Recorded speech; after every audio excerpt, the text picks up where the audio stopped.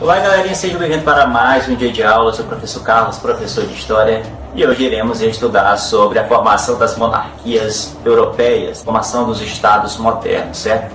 O objetivo de nossa aula é que vocês possam compreender o processo de ocupação e conquista dos espaços americanos, africanos e asiáticos pelas monarquias europeias ocorridas no contexto das grandes navegações.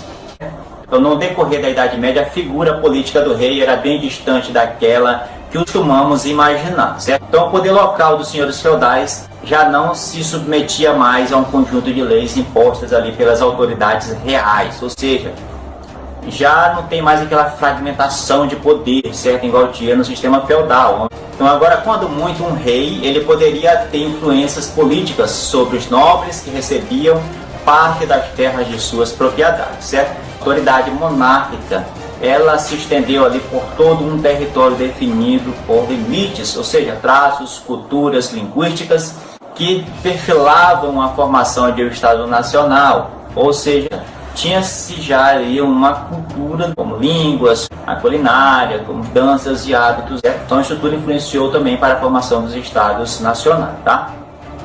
Então, para tanto, foi preciso superar os obstáculos impostos pelo particularismo, o universalismo político que marcaram toda a Idade Média. Então, o universalismo ele manifestava-se na ampla autoridade da Igreja, ou seja, a Igreja ela comandava tudo, certo? Então, constituindo a posse sobre grandes extensões de terras e a imposição de leis e tributos próprios. Já o particularismo ele desenvolveu-se nos costumes políticos locais, enraizados nos feudos e nas sociedades comerciais, ok? Os comerciantes e burgueses eles sugeriram, enquanto classe social interessada na formação de um grande regime político centralizado. Claro que para eles era bom ter a centralização do poder, certo? Então, as leis de caráter local, ela foi instituída em cada um dos feudos.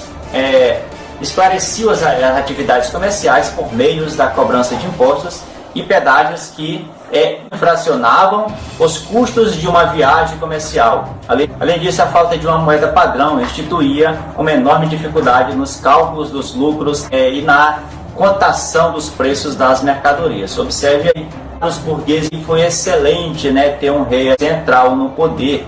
Por quê? Porque antes disso ele tinha que pagar imposto por cada cidadezinha que eles fossem atravessando.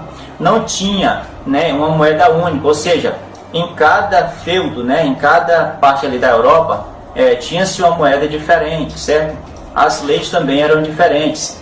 E para os burgueses, o poder centralizado, que resolvesse todas essas situações aí, seria excelente para o comércio, correto? Então, além disso, a crise das relações civis causou um outro tipo de insatisfação favorável à formação de um governo centralizado.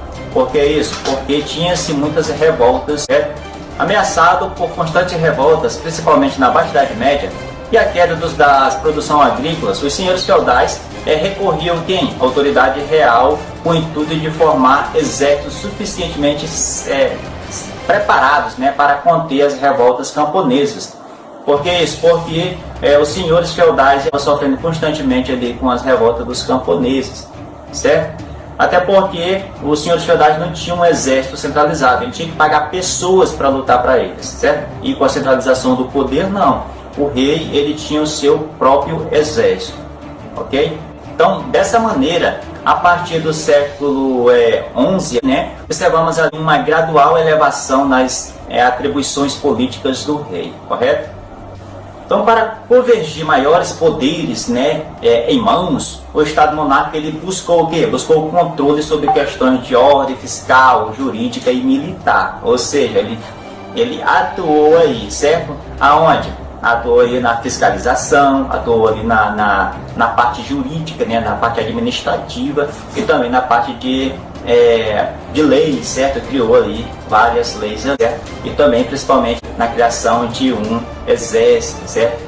Então, em outros termos, o rei ele deveria ter autoridade e legitimidade suficiente para criar leis, formar exército e decretar impostos, certo? Com esses três mecanismos de ação, a monarquia foram se estabelecendo por meio de ações conjuntas que tinham ali o apoio tanto da burguesia comercial quanto da nobreza feudal, como já foi dito, correto? Então, com o apoio dos comerciantes, os reis eles criaram exércitos mercenários que tinham caráter essencialmente temporário. Ao longo dos anos, a ajuda financeira dos comerciantes ela tratou de formar a milícia urbana, ou seja, as primeiras infantarias. Tais medidas ela aqueceu a atuação dos cavaleiros que limitavam a sua ação militar aos interesses de seu soberano, tá bom? Então, a importância para que os limites territoriais fossem fixados e para que fosse também possível a imposição de uma autoridade e ordem nacional. O exército ele foi importante ali para impor a ordem acima de qualquer custo, certo? Nem que seja ali a custa ali de vidas, beleza? A partir de então, o rei acumulava também poderes para instituir tributos que sustentariam o Estado, ou seja, cobrança de impostos, certo? E, ao mesmo tempo, regulamentava os impostos a serem cobrados em seus territórios, beleza?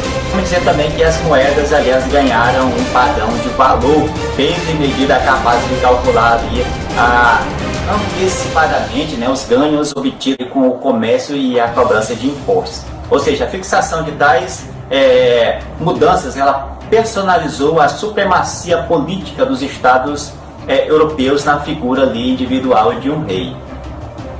Além de contar com o patrocínio da classe burguesa, a formação das monarquias absolutistas também, ela contou com o apoio de quem? De ordens intelectuais e filosóficas, que são os teóricos do absolutismo, certo? Aqueles pensadores que acreditavam que o rei tinha que ficar no poder, seja por atuações divinas, seja pela força, certo? Então os pensadores políticos ali da Renascença, eles criaram importantes obras que refletiam sobre o papel a ser desempenhado pelo rei. No campo religioso, a aprovação das autoridades também religiosas, ela se manifestava importantemente para que os antigos servos agora se transformassem em súdito, ou seja, a autoridade de um rei. Só lembrando que o primeiro estado moderno a ter todas essas características ali, foi Portugal, depois veio a Espanha, certo? Depois os outros países, ok? Então espero que vocês tenham compreendido nesta aula de hoje. Se você compreendeu e estiver acompanhando através do WhatsApp, tá? Tiver alguma dúvida, é só me procurar aí no meu privado aí, ok? Então, e se você estiver acompanhando através do nosso canal Antenado da História, não deixe de deixar aquele joinha, se inscrever no nosso canal e acione o sininho para receber as notificações, ok? Então até a próxima aula.